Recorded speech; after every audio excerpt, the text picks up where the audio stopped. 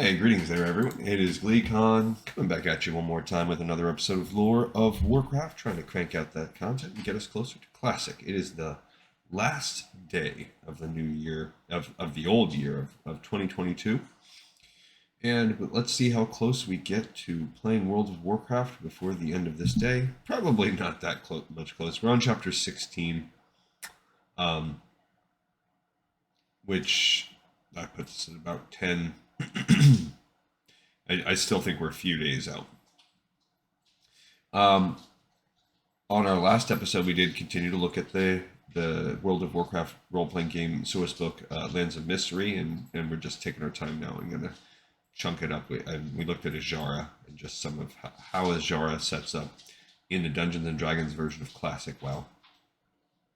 On Cycle of Hatred, on our last episode, we basically found out that Jaina's advisor is working with the Burning Blade, is intentionally fomenting war with the orcs just because he doesn't trust them in the long run, and he is also intentionally betraying Jaina because he thinks that she is misguidedly attached to the truce that they have with the Horde.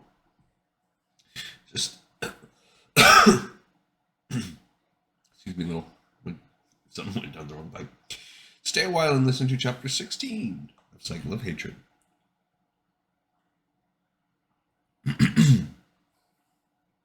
Aegwynn watched with bitter amusement as Jaina Proudmoore tried to break the demonic wards. The girl had left Aegwynn's hut to go to the periphery of the wards, which were in the same location as the previous ones, and try to penetrate them from close up, at which Aegwynn didn't expect her to be any more successful. Zmodlor obviously had no interest in meeting Aegwynn again, since he'd gone to the trouble to trap her here once Proudmoore dispersed the old wards. After all, as long as those wards, which were up due to Aegwynn's desire, were in place, Zmodlor had nothing to worry about. But if the wards went down, he'd be concerned, and so would have a backup in place. Not that it mattered. Aegwynn was long past the point of being able to fight demons magically. After her latest failed attempt, Proudmoore reached into her cloak and pulled out some jerky. Almost unconsciously, Aegwynn nodded her approval. Whoever mentored the girl was sensible enough to teach her the practicalities. That was something Scavel, for all his brilliance, had never covered. It wasn't until the third time she collapsed from hunger following the pursuit of a demon that she thought to bring food with her on such missions. Then the girl turned to face Aegwynn. Perhaps if we combine our forces, we can do it. Not bloody likely, Aegwynn laughed bitterly. Adding my forces to yours would give you the same result. My magical abilities have long since atrophied. The word was inaccurate, but was sufficient for the purposes of answering Proudmoore's question. A pity there's no one on the other side to serve as a conduit. A conduit for what? Aegwynn revised her estimate of Proudmoore's teacher back downward. Don't you know Mita's penetration spell? Proudmoore shook her head. Most of Mita's scrolls were destroyed 10 years ago. I learned the ones that were salvaged, but that one doesn't sound familiar.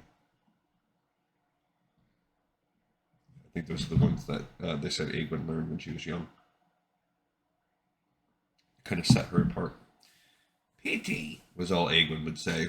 It mattered little to her whose wards were up as long as they kept her safe here. She wanted nothing more than to live out the rest of her days away from the world she'd already done too much damage to. Why are you so weakened? Aegwynn sighed. She should have expected that. Then again, perhaps Proudmoore needed to hear the entire story, or at least Aegwynn's own version of it. 25 years ago, Medivh had taken up residence in the Tower of Karazhan in the Red Ridge Mountains, located in a series of hillocks. Surrounded only by vines and weeds, the old trees of the Elwyn forest no longer made it up this far. They had died after Medivh took up residence. The tor on which Medivh had his keep was shaped exactly like a human skull. Aegwynn found the shape to be sadly appropriate. She approached the place now on foot, having no desire to do anything to alert her son to her approach. The guardians of Tirisfal were dead. Orcs now rampaged throughout Azeroth.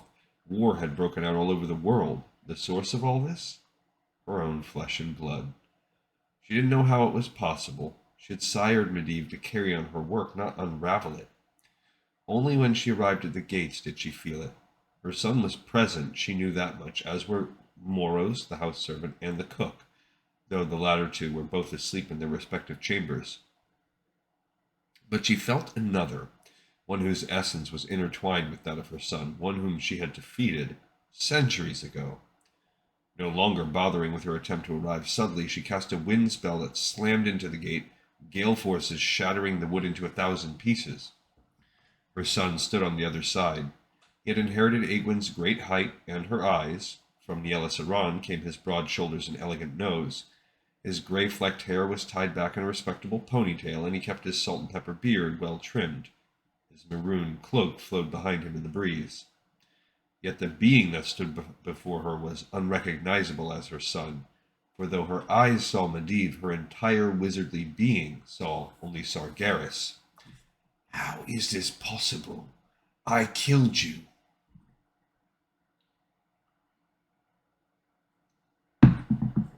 Medivh laughed a demonic laugh. Mother, are you truly that much of a fool? Did you really think that a mere girl could destroy the greatness that is Sargeras? He used you to make me. He hid within you, then when you so ably seduced my father, transferred his essence to my fetus. He has been my constant companion, my mentor, the parents you never let me have. Aegwynn couldn't believe it. How could she have been so blind? You killed the council. Did you not always say that they were fools? That's not the point. They didn't deserve to die.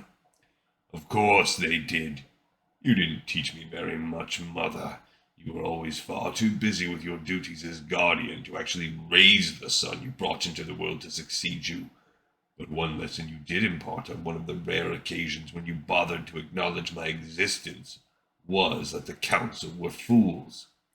It was Sargeras who taught me what the final fate of all fools must be. You see, Mother, I learned my lessons well. Stop pretending, Sargeras, she snapped. Stop speaking in my son's voice. Medivh threw back his head and laughed. Don't you understand, little girl?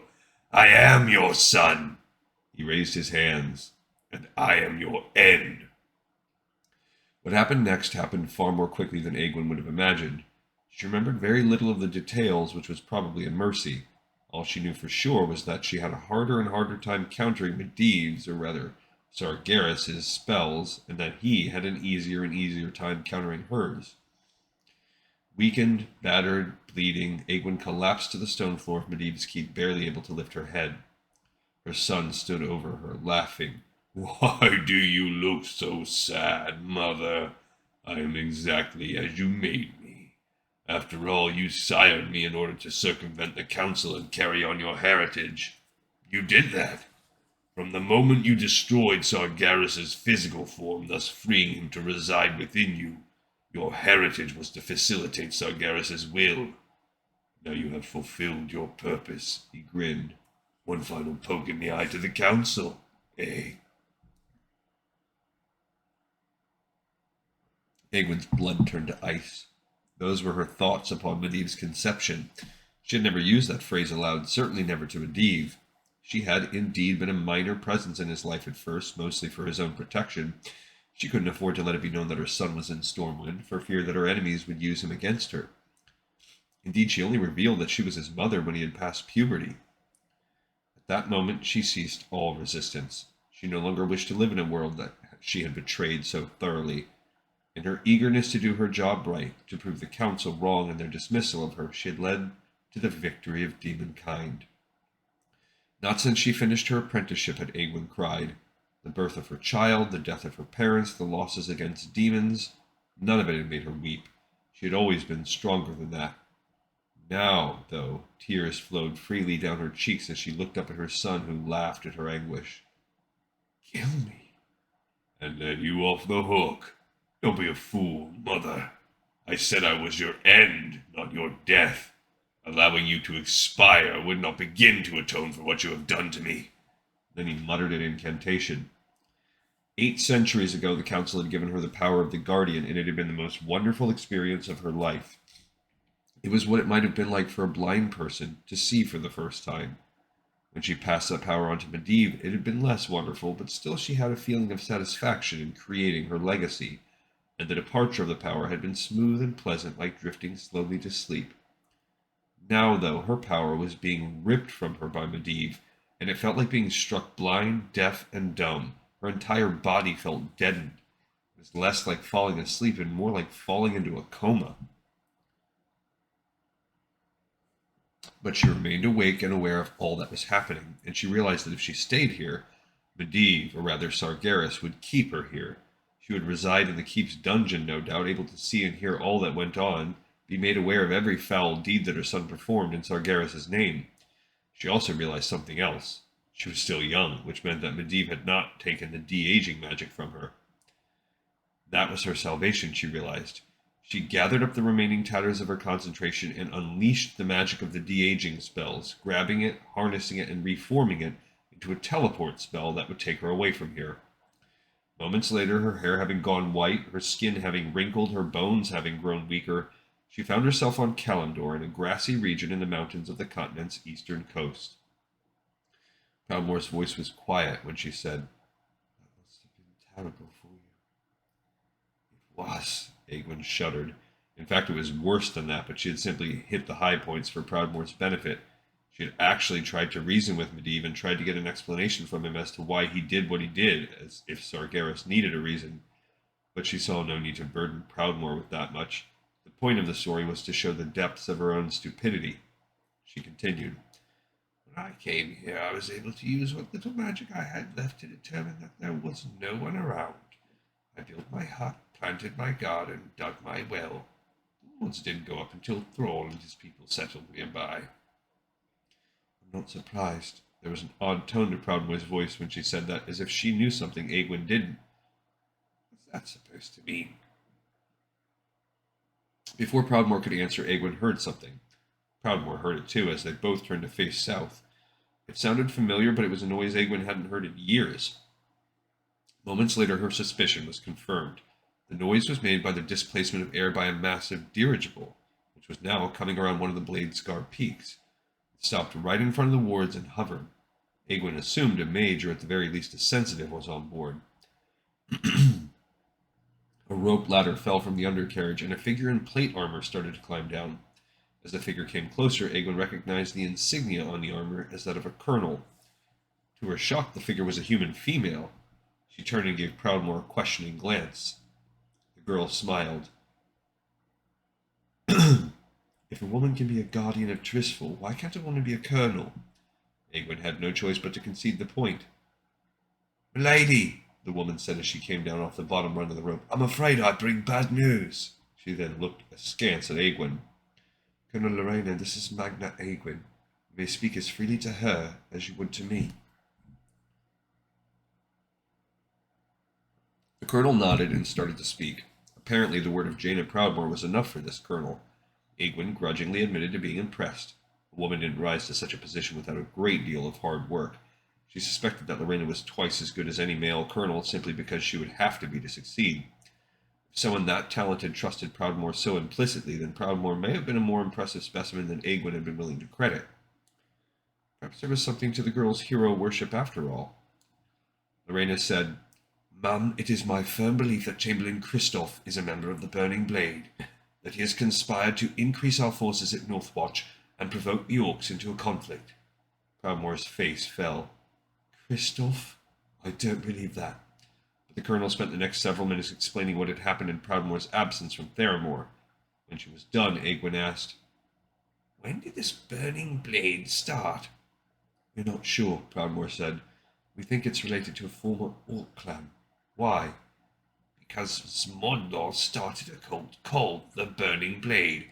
In fact, the sword he was going to use to sacrifice the children he'd imprisoned was covered in oil, was to be set alight when the sacrifice commenced. Since Smodlor is around, it's possible he was involved with those orcs as well." Lorena spoke up before Proudmoore could respond to that. "Milady, why are you behind these wards? I brought Bullraven with us to track you down, and she said there were wards up so we couldn't pass. Why haven't you come out from behind them?" "I'm afraid I can't. When I arrived here, I was able to penetrate the wards that had been put up, but they've been replaced with demonic wards from the very same Smodlor that Magna Aegwynn was just discussing.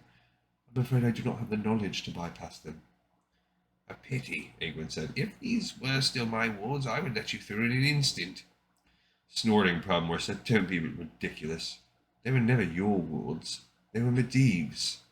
Aegwynn stared at Proudmoore in open-mouthed shock. How did you... When I first arrived here, I recognized the magic used for the wards as belonging to one of the Tirsfallen, but after I penetrated them, I realized I knew which of the Tirsfallen it was because I've encountered it before. As I tried to tell you earlier, I knew Medivh. It was he that brought human and orc to this land, and he that convinced us to ally against the Burning Legion. I know his magic quite well. Lorena spoke before Aegwynn could respond. Milady, with respect, time grows short. We must get you out of there. There has to be a way. Proudmoore looked at Aegwynn. There is. Teach me that spell of Mitres. Pointing at the colonel, she added, We now have a conduit. Very well, Aegwynn said, if it means you leave me in peace. I'm afraid that's not possible. Aegwynn blinked. I beg your pardon? You're coming with us. Snorting, Aegwynn said, Am I? Yes. You are the Magna, the guardian who is all that stands between us and the demonic hordes. It is your responsibility to come with us. On what are you basing this ridiculous notion? You said that Smodlor built these wards. That means he is active. For all we know, he is responsible for the burning blade that is even now cutting through the alliance Thrall and I built at your son's behest. But you thought you defeated him 8 centuries ago. Obviously you didn't finish the job, and it is your responsibility. What do you know of responsibility? Aegwynn cried. For 8? Yes, I know what you did, Magna. You've told me quite a bit about your failures, your deceits, your lies, your arrogance. What you've also reminded me of is that you never once shirked your responsibility as guardian. Everything you did, from facing Smodlor to defying the council to siring Medivh, was done because you believed in what you did. Regardless of your mistakes or of your defeats, you never once shirked that responsibility. Until now. Proudmoore shook her head. You asked me what I know of responsibility, and right now, I'd say more than you, because you never had to be responsible to anyone save yourself. I have led people into battle, and I have ruled them when the battle was over. And right now, the people who have trusted me need me. And it may well be because of a demon you were supposed to have killed. I will not see everything you have built here be brought down by your self-pity, Magna. I believe I've earned the right to determine my own destiny. Because you brought Medivh back. Again, Proudmoore had managed to stun Aegwynn with her perspicacity. She found herself unable to speak. It was wondered how Medivh came back from the dead after Khadgar and Lothar defeated him. It would have taken powerful magic to do so. I might have been able to do it, and so could 1 or 2 others, but if they had, they would have admitted it. You said you were drained by your fight with Medivh, but there is one thing that could substitute for that necessary power, and that's the bond between mother and son. Aegwynn nodded, staring off into space at an indeterminate point on one of the Bladesgar peaks.